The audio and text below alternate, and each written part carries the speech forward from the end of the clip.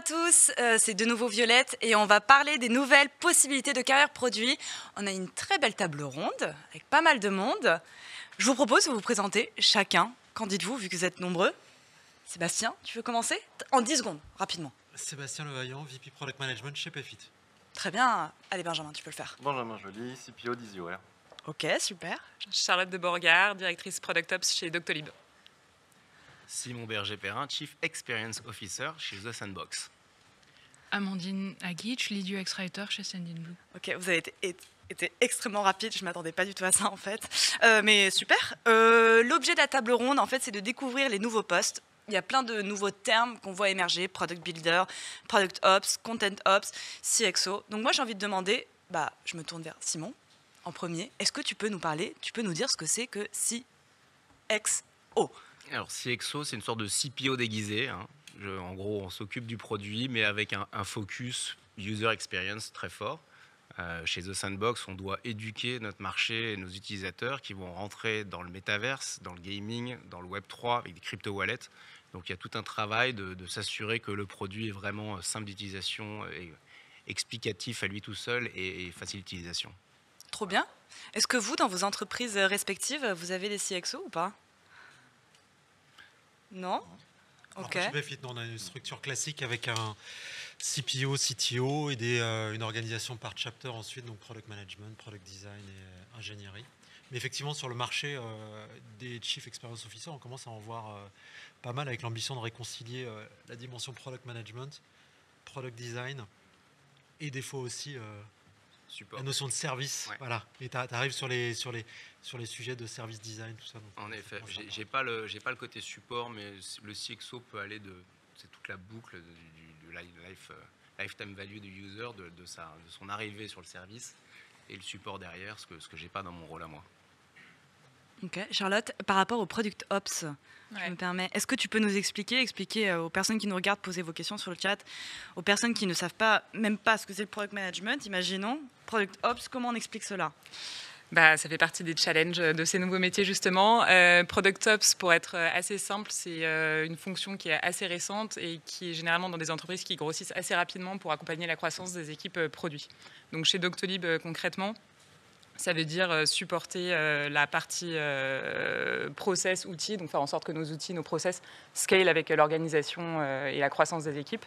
C'est supporter aussi tous les process de définition de la roadmap, timeline, en gros tous les grands moments des équipes produits. Toute la partie product knowledge aussi, la connaissance produit, comment est-ce qu'on fait en sorte que notre produit soit documenté et après que l'information circule bien au sein de l'entreprise. Et on a toute une partie aussi autour de la gestion du talent, donc comment est-ce qu'on onboard les product managers et comment après on continue à les faire grandir au sein de l'organisation. Canon. Voilà. Super. Donc finalement, autour de cette table ronde, on a des personnes qui travaillent sur des métiers émergents, comme on dit, qui font appel à des compétences diverses. Vous allez me dire c'est normal, dans le cycle d'un produit, il faut avoir une approche multidisciplinaire. Est-ce que ces postes peuvent exister dans n'importe quel type d'organisation à votre avis? Est-ce que c'est réservé au scale-up? Quel est votre avis sur la question? Et n'hésitez pas sur le chat à commenter si dans vos entreprises respectives, vous avez ces postes-là. Amandine, j'ai l'impression que tu veux répondre. Ok. Je pense que c'est pas nécessairement réservé au scale-up que d'avoir une réflexion sur le contenu dans le produit. En revanche, pour arriver à avoir un poste de lead ou de head-off avec une dimension de content ops, il faut un certain niveau de maturité. Sébastien, tu es d'accord ou pas? Alors oui, je suis d'accord. Non mais tu vois, la fonction, ce qui est intéressant, c'est sur la fonction, le titre de CXO, les titres de CPO, VP Product Management, etc. Bon, ça c'est assez classique. Ce qui commence à être intéressant sur le titre de CPO, par exemple, c'est quand tu vois des titres de CPO qui arrivent dans des entreprises qui sont plus des brick and mortars et qui commencent à rentrer dans le digital, le fait qu'elles veuillent recruter un CPO, qui est classique dans l'univers de la tech, startup, scale-up. Là, c'est un indicateur d'un changement. Dans notre univers des scale-up, les product ops, ceux qui arrivent, ça, c'est un indicateur d'un changement majeur. Parce que effectivement, je suis totalement d'accord avec ce que tu disais. C'est une fonction qui est quand même assez définie aux US dans des boîtes de notre type, mais qui est arrivée au cours des 3 dernières années principalement sur la scène parisienne, et ça devient incontournable d'avoir cette fonction-là, Product Ops, enfin, me semble-t-il, chez Payfit, on en est convaincu, d'avoir cette fonction-là dans des entreprises qui sont en forte croissance. Donc, enfin, voilà, la réponse, il n'y a pas une réponse claire, mais c'est de se dire, tu as ce poste de CPO qui est classique chez nous, qui commence à arriver dans les brick and mortars, le titre de Product Ops qui n'existe pas forcément ailleurs, mais qui devient un peu universel dans les scale-up. Pour répondre à ta question, il faut quand même avoir un budget et un peu scale-up pour pouvoir se permettre le luxe d'avoir ce type de profil. Généralement, quand on commence, on a un PM. Le PM, il est PM, il est designer, il est data, il fait la totale.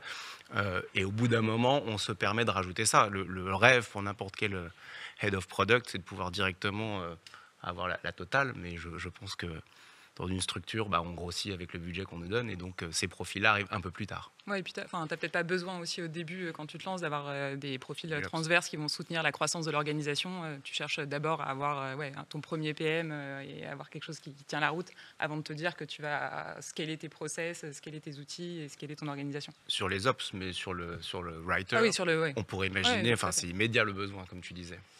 Mais... L'expérience prouve que que ce soit des startups ou d'autres types d'entreprises, qu'on arrive à s'en passer assez longtemps. Et ça fait que le jour où il y a un recrutement, il y a beaucoup de choses à mettre en place, et notamment au niveau de l'Ops. Benjamin, tu es d'accord ou pas? Oui, mais le côté spécialisation après des métiers vient effectivement avec la croissance, mais au début, effectivement, tu fais de tout, quoi. Et puis après, effectivement, tu viens prendre des spécialités sur du design, au début, en fait, c'est probablement lié à la croissance et à la maturité des organes. Après, encore une fois, quand tu vois, et ça, je suis totalement d'accord avec ça, le point qui est intéressant, tu as quand même beaucoup d'entreprises qui ont des moyens, qui veulent rentrer de façon plus puissante sur le digital pour étendre leur service, leur expérience utilisateur au digital. Donc, en fonction de leur niveau d'ambition et de leurs moyens, si elles souhaitent aller directement à l'essentiel, ces métiers dont on parle, elles ne peuvent pas s'en passer.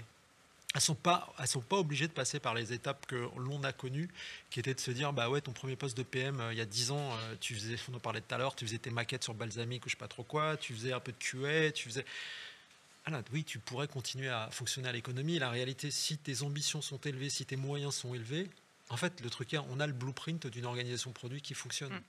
Tu vois, tout ce qui concerne le content writing, ça fait partie de l'expérience de design. Le fait d'avoir un Product Ops, la définition peut varier. Aux US, chez Stripe, Product Ops, ça commençait à manger la fonction Product Marketing. Dans beaucoup d'entreprises, c'est plutôt vraiment le PM de l'organisation, l'espèce de super chef d'orchestre.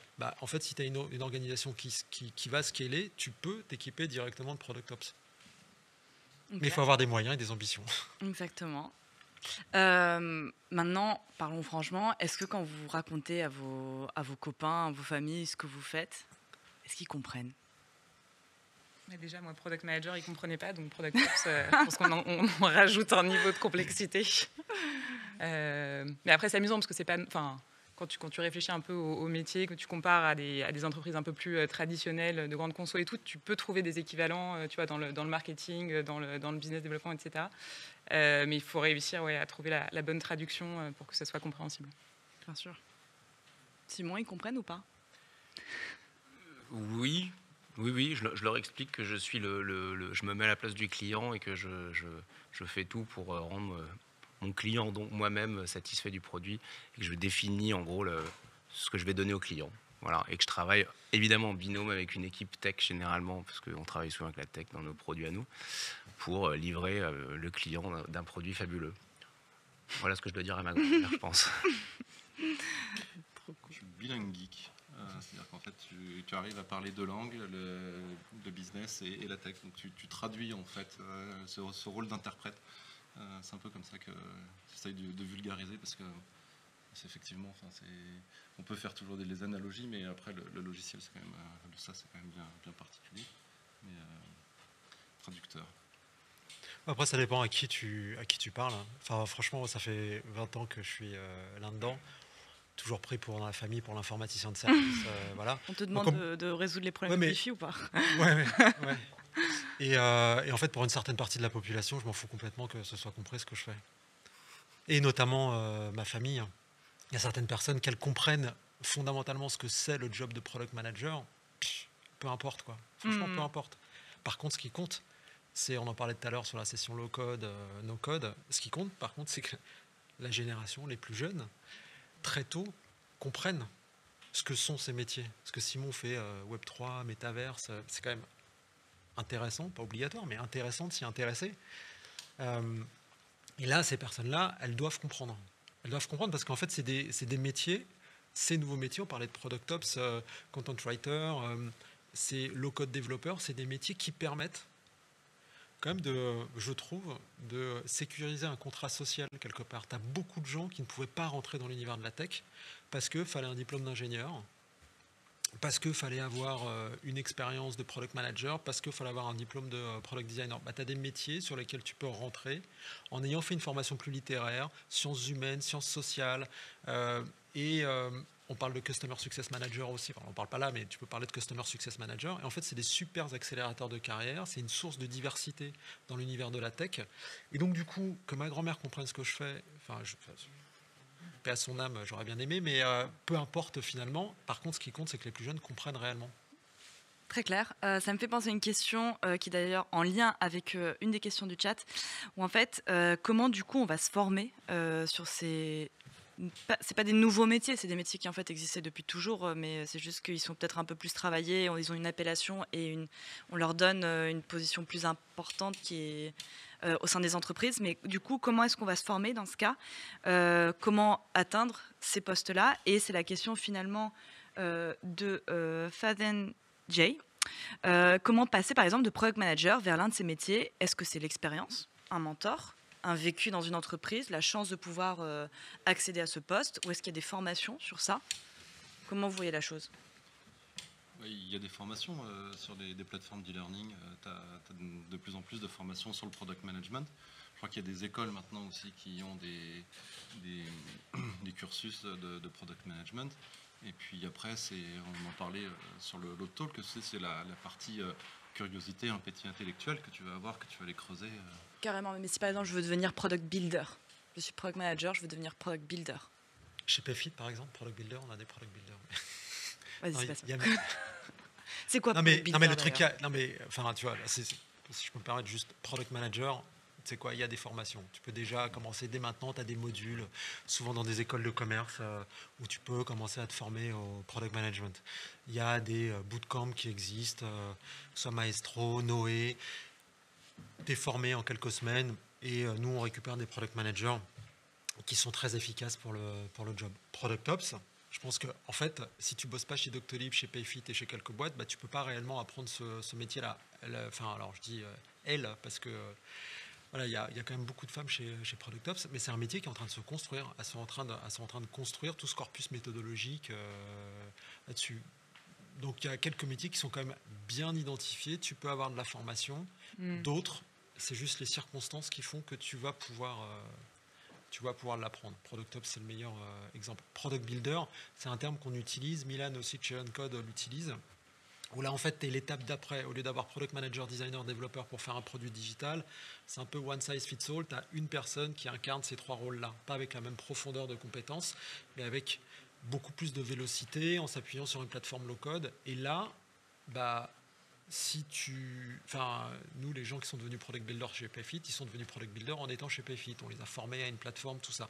Ce métier commence à se structurer et tu commences à avoir des formations. C'est exactement ce qui s'est passé sur le Product Management il y a 15 ans, sur le Product Design il y a une dizaine d'années. Et voilà, ça arrive sur ces Product Builder. Product Builder, c'est pas un terme qui est encore complètement établi.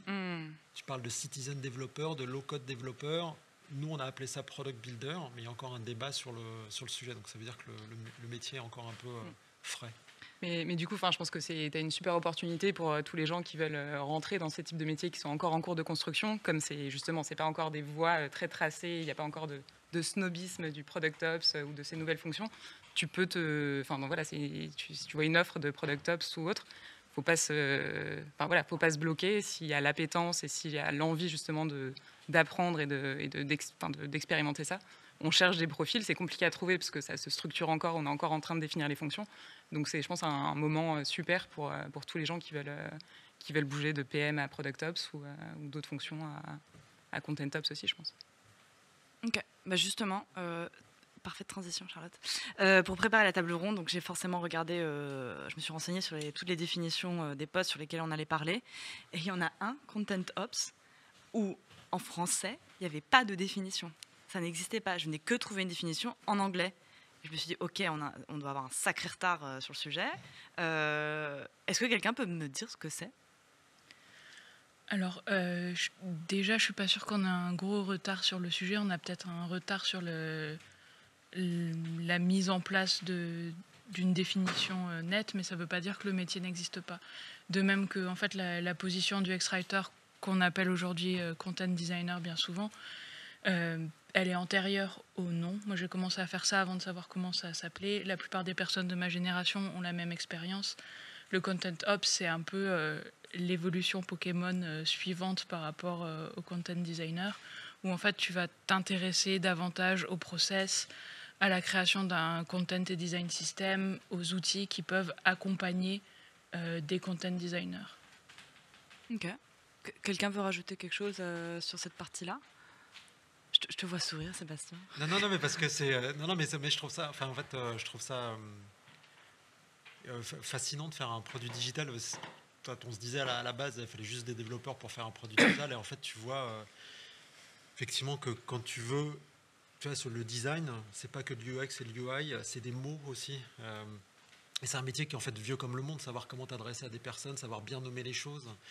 Et je trouve ça assez fascinant que dans l'industrie du logiciel, on commence à voir de façon un peu plus systématique ces métiers apparaître. On a l'impression de les redécouvrir pour certains, mais en fait, ils sont présents depuis ultra longtemps, quoi. C'est juste une transition vers une nouvelle industrie qui ne s'est pas complètement en fait, mais juste dans un logiciel, savoir t'adresser correctement aux personnes, aux utilisateurs, et t'assurer que le langage que tu utilises n'est pas dépendant du dev ou de l'équipe qui a créé cette fonctionnalité. Donc du coup, t'appuyer sur un design language system qui fait que quand tu nommes une action, elle est nommée de la même façon, ça a été réfléchi. Ça, c'est des choses qui existent depuis la nuit des temps. Enfin, les gens qui connaissent les thésaurus, ce genre de choses, ça existe depuis la nuit des temps. C'est des métiers qui sont juste en train de transitionner vers le digital, et je trouve ça juste fascinant. C'est pour ça que je souris. Mais oui, pour rebondir aussi sur ce que tu disais plus tôt, il y a effectivement un gros appel d'air de personnes qui arrivent avec un background en sciences humaines. Et c'est assez fascinant de les voir évoluer dans des équipes produits, en fait, de voir ce qu'on peut apporter, de questions comme ça fait un moment que les designers discutent de créer une ontologie. En fait, ça, c'est le travail d'un linguiste, c'est quelque chose qu'on apprend en faisant des études de linguistique en France, à écrire. En fait, basiquement, c'est écrire un dictionnaire. Définir les termes, les interactions d'un terme à l'autre, ce qu'on peut utiliser, les synonymes ou quoi. Une ontologie, c'est ça. Et effectivement, ça fait probablement une bonne centaine d'années en France que ça s'étudie dans des facs, mais jusque-là, ces spécialistes, ils restaient un peu entre eux. Et maintenant, on arrive sur une scène qui s'attendait pas à nous voir et on s'attendait pas à être invité non plus. Et je trouve que, enfin, je ne veux pas monopoliser, mais je trouve le truc vraiment que je trouve fascinant avec ce qui se passe dans le digital en ce moment, au-delà de ces nouveaux métiers qui, en fait, bon, voilà, c'est pas si nouveau que ça, mais ce que je trouve fascinant, c'est qu'encore une fois, tu vois des talents arriver qui sont beaucoup plus représentatifs de la société. Et en fait, pour faire un bon produit, il faut une bonne équipe. Pour avoir une bonne équipe, il faut avoir une équipe diverse. Et c'est quand même clé. Enfin, de plus en plus, tu as accès à un nombre d'utilisateurs incroyable. Sans vouloir être caricatural, je vais l'être un peu. Si c'est que des blancs qui sortent d'écoles d'ingénieurs et des catégories CSP+, qui font ces alors, je ne suis pas ingénieur, je suis CSP+, et je suis blanc, mais bon. Mais du coup, tu es un peu dans la difficulté pour parler gentiment. Je trouve ça quand même vachement bien de pouvoir avoir des équipes produits qui soient beaucoup plus diverses. Tu es d'accord, Charlotte ? Oui, complètement. Enfin, je pense qu'effectivement, on a tous des produits qui s'adressent à une population assez large et pas justement assez blanc, ingénieur, CSP+. Donc le fait d'avoir des équipes de plus en plus diverses et avec des talents aussi qui s'additionnent et qui se complètent extrêmement bien, ça apporte de la richesse dans le produit et ça permet d'avoir des produits qui répondent mieux aux challenges des utilisateurs en fin de compte. On a une question sur le chat. N'hésitez pas à poser toutes vos questions, c'est le moment. De Galad 1. Bonjour, bonjour. Est-ce que dans un cadre Scrum, le Scrum Master n'a pas justement ce rôle de facilitateur du Product Ops? Quelles en seraient les différences? Alors, j'aimerais que ce soit tout le monde qui réponde, sauf Charlotte, et après ce sera Charlotte, s'il vous plaît. Bah, moi, Simon. Alors moi, j'ai jamais eu la chance d'avoir des Scrum Masters dans mes équipes, ni des Product Ops.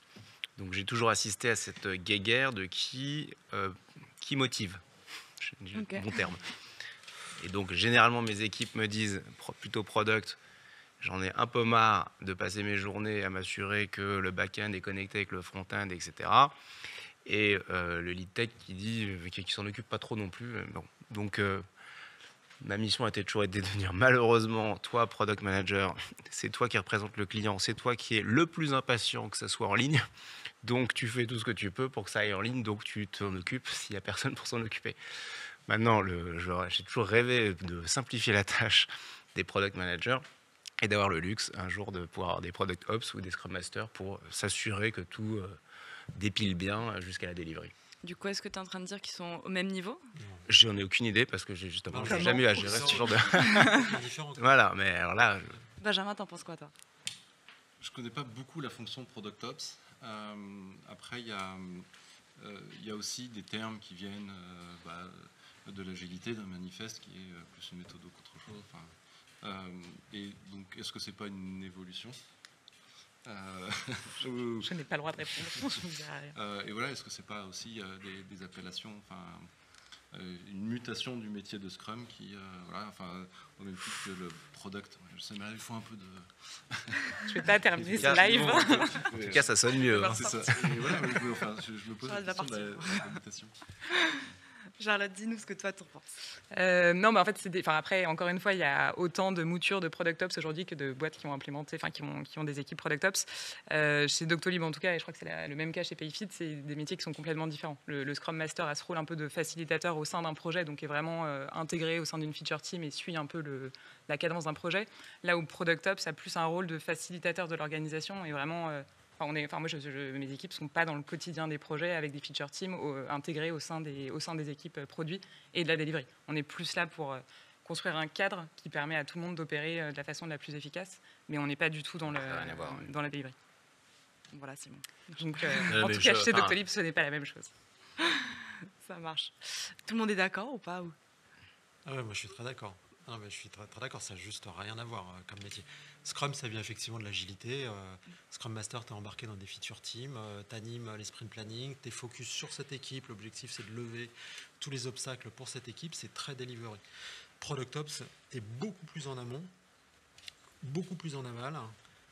Tu es le PM de l'organisation, tu interviens sur des sujets qui sont ultra strat pour le fonctionnement de l'organisation produit, avec une vue beaucoup plus systémique de l'organisation. Et très souvent, dans des organisations assez grosses, Product Ops, c'est le bras armé, alors entre très grosses guillemets, du CPO, CTO, pour s'assurer que quand tu as une idée, quelque chose que tu veux mettre en place pour arbitrer les roadmaps, pour faciliter les onboarding, en fait, tu as des grands principes qui vont être émis par CPO, CTO, les VP, tout ça. Et puis, en général, c'est l'équipe Product Ops qui va récupérer ça, qui va essayer de traduire ça pour mettre ça en place d'un point de vue opérationnel, en s'assurant que ce ne soit pas simplement un job de contremaître, parce que, voilà, mais qu'il y ait toute la diplomatie, toute l'intelligence des systèmes, des hommes, des femmes, tout ça pour que ça passe. C'est quelque chose de beaucoup plus complexe, beaucoup plus puissant et moins lié à une méthodologie unique que Scrum. Product Ops, c'est un métier génial. Donc, vraiment, c'est ultra puissant dans les organisations. Bon, t'en auras peut-être un jour. C'est moi qui ai mélangé les deux. Hein, non, mais c'est pas... Et le Product Ops, je m'aperçois, moi, il y a un moment où mes limites sont atteintes quand je dois commencer à imposer, mais c'est là où le terme, comment j'impose à tout le monde, à toute l'équipe, de travailler de la même façon. Je suis plutôt du genre à dire, vous trouvez la bonne organisation de votre squad, mais c'est vrai qu'il y a un moment où il faut commencer à uniformiser tout ça, et c'est le moment où, personnellement, j'ai du mal à dire, maintenant c'est comme ça. Et donc c'est vrai que s'il y a la bonne personne qui sait le dire de la bonne façon, en expliquant l'avantage et ce que ça va apporter à toute l'équipe, il y a un intérêt énorme. Je réagissais pas tant par rapport à ce que tu disais, c'était plus par rapport à la question, vraiment faire la différence entre Scrum Master et Product Ops. Et le truc qui est, encore une fois, Product Ops, c'est très lié à... Enfin, avoir un Product Ops dans une équipe de 10 personnes, ça sert strictement à rien, quoi. Enfin, ça pourrait servir, mais je veux dire, en tant que PM ou autre, tu pourrais faire ce taf. Par contre, quand tu as des échelles d'organisation où ça va vite et c'est gros et tu peux avoir un poids de structure important, là, franchement, il ne faut pas se poser de questions. Je trouve que c'est vraiment un job génial et une équipe géniale. C'est une question de nombre d'employés dans l'entreprise, ou est-ce qu'il y a des signaux faibles où on se dit il va falloir commencer à... Je pense que tu le vois un petit peu quand dans ton organisation, tu vois tes leads ou tes directeurs qui commencent à passer une partie très significative de leur temps sur tu vois, justement faire passer un petit peu, essayer d'uniformiser la façon dont on travaille et où tu galères aussi à avoir une vue d'ensemble de ton organisation parce qu'elle a grossi trop vite et que tout le monde fait un peu les trucs à sa façon. Et là, je pense que c'est un peu c'est les signaux faibles, voire forts, que tu as intérêt à avoir une vue, une équipe transverse pour te donner cette vue consolidée, pour éviter que tes directeurs ou tes leads passe du temps qu'il devrait passer en management ou en coaching d'équipe sur des sujets hyper transverses. Voilà. Et puis tu crées un business. Enfin, tu vois, ton organisation produit, c'est le pilier de ton business model et de la façon dont fonctionne ton équipe, quoi. Et du coup, ça ne peut pas dépendre de la bonne volonté, de l'intelligence simplement des personnes, parce que les gens passent. Voilà. Donc du coup, tu dois créer un système qui est pérenne. Tu crées une espèce de système d'exploitation organisationnelle qui dépasse les personnes, les circonstances, tout ça. Et les Product Ops, ils sont en charge de la création de ce produit qui va permettre aux différentes fonctions dans l'entreprise de bien fonctionner ensemble, quelles qu'elles soient et qui que ce soit. Parce que ce soit Doctolib, Payfit ou d'autres boîtes, Stripe aussi qui utilisait beaucoup les Product Ops avec une dimension plus product marketing, en fait, l'objectif, c'est pas juste de scale et d'aller sur la prochaine levée de fonds dans 2 ans. Notre ambition, et voilà, c'est peut-être, mais c'est dire, on veut créer un truc qui va durer 10, 20, 30 ans, tout ça. Donc du coup, ce que l'on met en place, ça ne doit pas être simplement le résultat des circonstances et de la bonne volonté des uns et des autres. C'est un système que tu mets en place et Product Ops, c'est responsable de ça.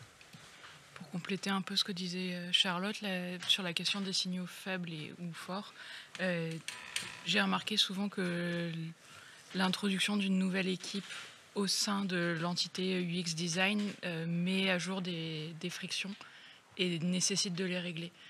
Typiquement, quand tu commences à recruter une équipe recherche ou une équipe de content design, en fait, ils vont pas pouvoir être intégrés dans les tribes comme les designers parce qu'ils sont moins nombreux au début.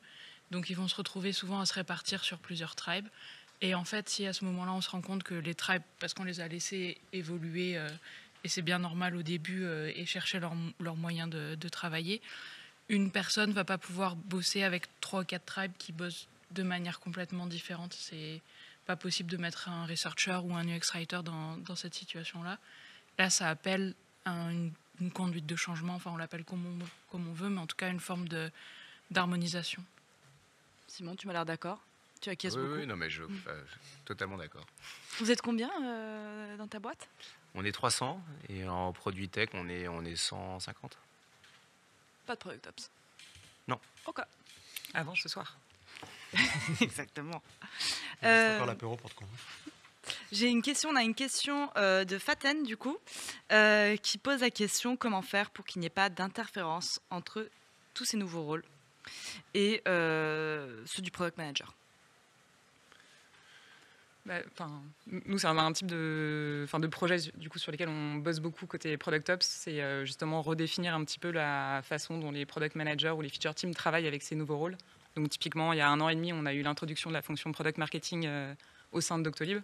Donc on s'est reposé avec les PM et le product marketing pour définir sur la timeline d'un projet, entre la discovery et la delivery, comment est-ce que PM et PMM allaient interagir, quelles étaient les responsabilités de l'un et de l'autre.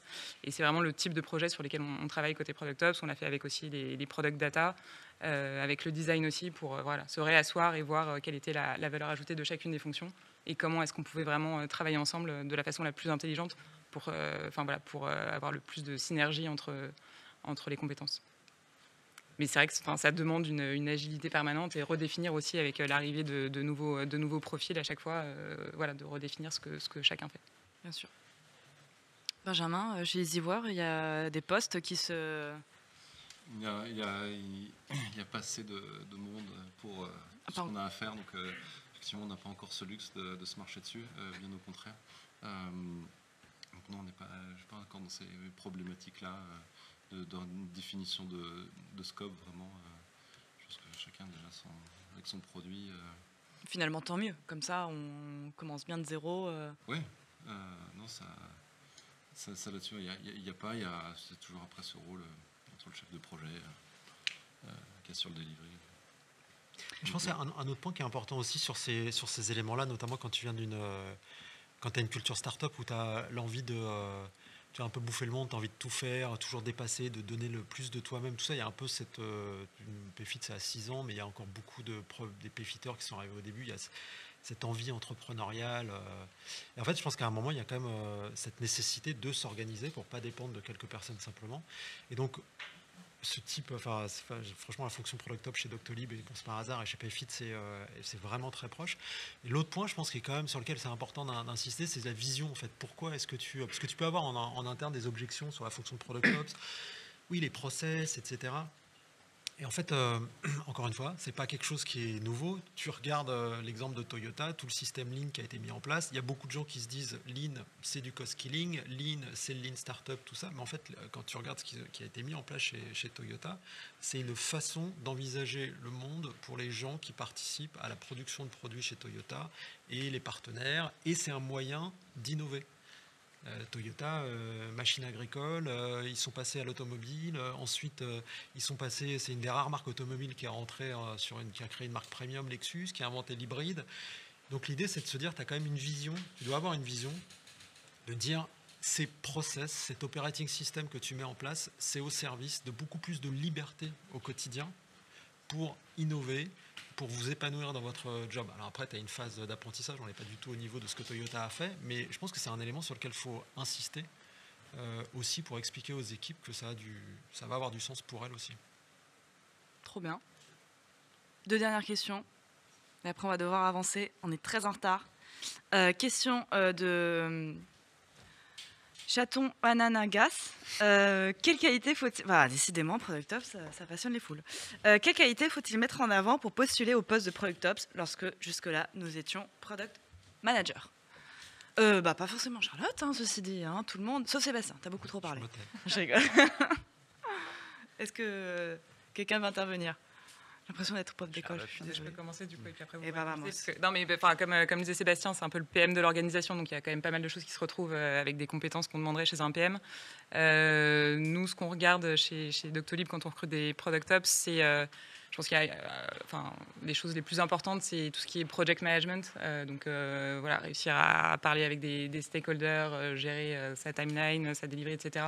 Hyper important. Le change management aussi, super important parce qu'on parle d'organisations qui grossissent généralement très rapidement avec des équipes qui sont aussi grosses. Donc réussir à conduire le changement, à le faire passer, répéter les choses pour que les équipes comprennent les enjeux auxquels on cherche à répondre.